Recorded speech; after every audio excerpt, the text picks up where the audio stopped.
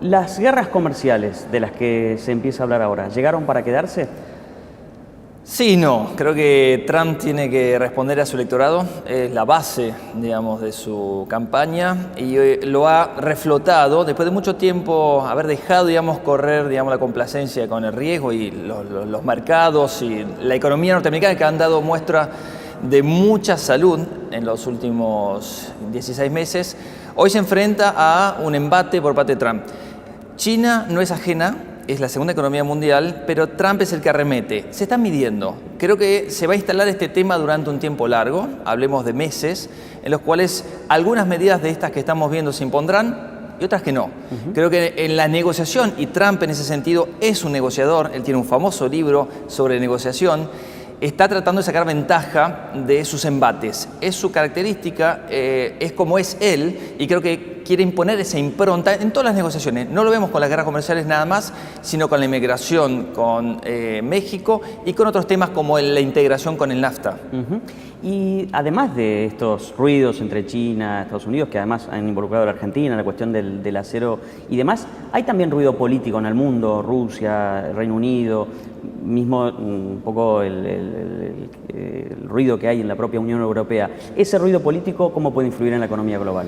Bueno, ha habido el resurgimiento de nacionalismos, y no solo Trump es un nacionalista en Estados Unidos, sino que algunos países dentro de España, de los viejos países, como, bueno, ya hemos visto el caso de Cataluña, pero en distintos países, ya sea por extrema derecha o por extrema izquierda, en otros países emergentes, el resurgimiento de brotes nacionalistas. Creo que esto corresponde un poquitito a la política que se viene en este nuevo milenio, acerca de los individuos queriendo de sus votantes algunas soluciones a sus problemas individuales y ya no tanto votando estructuras. Creo que vamos hacia un nuevo milenio en donde las estructuras de partidos van a quedar debilitadas y en donde el poder se le confiere al votante. Si no, nunca podría haberse imaginado uno que Trump hubiese sido presidente en Estados Unidos. Y así vamos a tener distintas sorpresas. No solo el Brexit en Gran Bretaña, ya ellos habían decidido no tener la moneda común, pero otra cosa es que se salga del marco de la Unión Europea, que significa un cambio radical para muchas empresas que habían apostado a una integración muy importante. Te hablo, por ejemplo, del sector financiero. Con Estados Unidos, Nueva York y Londres en Gran Bretaña, Singapur y Hong Kong en Asia, tenemos los centros, los hubs financieros más importantes del mundo.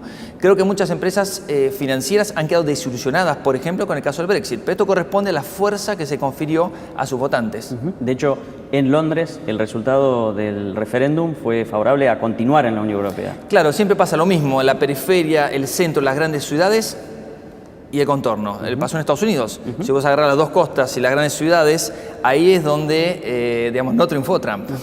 Ahora, este es el panorama mundial, como marcábamos, guerras comerciales, ruido político, y en ese contexto está la Argentina con un nuevo gobierno que dice vamos hacia el libre comercio, vamos hacia la integración. Parece un discurso extemporáneo, que la Argentina está como llegando tarde a ese mundo.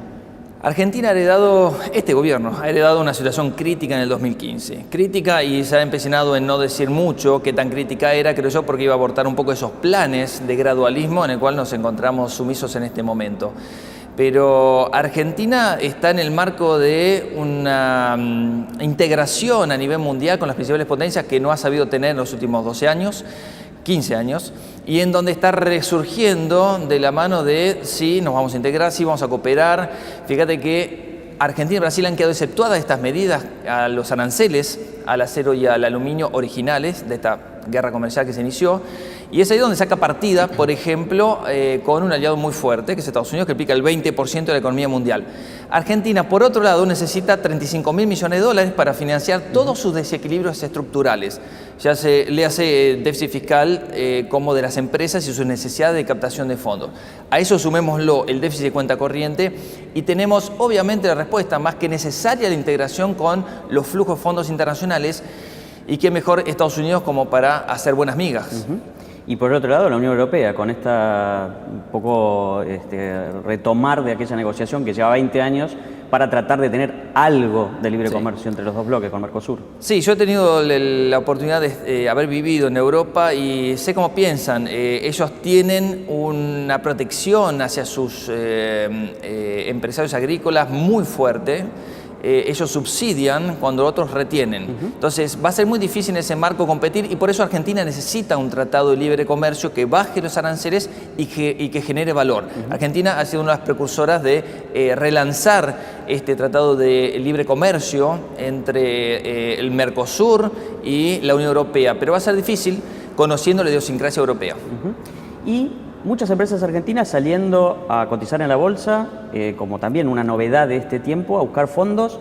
Algunos por ahí lo han logrado, otros con algunas dudas, y otros ya tal vez los proyectos un poco más fríos, ¿no? Bueno, pero ahí tenés que separar enero de febrero en adelante. Entonces, ¿qué pasó de enero para atrás?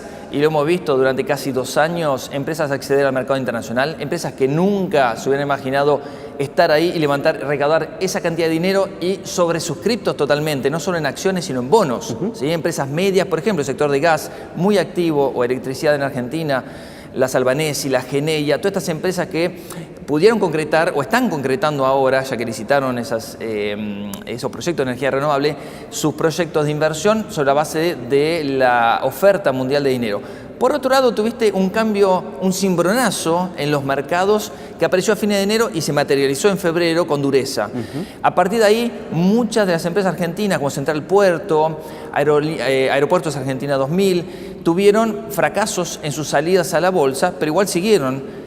Otras empresas directamente cancelaron esas ofertas. ¿Por qué? Porque el mundo cambió. Ahí esa complacencia con el riesgo, que era extremadamente alta, se fue para el otro lado. Estamos viendo y viviendo en los mercados una complacencia con el riesgo extremadamente baja, ¿sí? Y los mercados, vos sabés que sobrereaccionan. Ni para un lado ni para el otro es lo que debería ser, con lo cual el año pasado, que ha sido extraordinario en materia para las empresas argentinas, facilidad para recaudar dinero, ya no está. Quizás esto, después que la memoria es muy corta en los mercados, obviamente, esto vuelva gradualmente a tener sentido. ¿Por qué? Porque la economía mundial crece, porque los principales mercados como Estados Unidos, Europa, que ha tenido las mejores cifras de crecimiento económico en los últimos 7 años, y Japón, que mal que obviamente le gustaría estar en otra situación, ha por lo menos dejado la deflación atrás. Con lo cual, el mundo está creciendo a una tasa del 3,8%, acelerando. China está muy bien, creciendo al 6,8% el año pasado. Este trimestre cerraría con un 6,8% de crecimiento.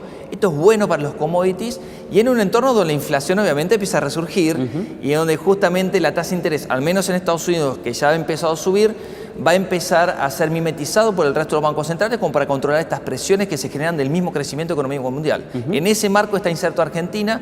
Va a tener que tener cuidado, pero Argentina accedió a las a las menores tasas de financiamiento históricas, ¿sí? Financiarte a 9 años, a 10 años, al 5,5%, como ocurrió hasta enero de este año, nunca fue el caso para nuestro país. Y viniendo de donde venía, además, y con el perfil de riesgo, si se quiere, que tiene Argentina. Acordate que prestábamos plata al gobierno venezolano al 12%, creo que 5,5% a un plazo más largo es una mejora.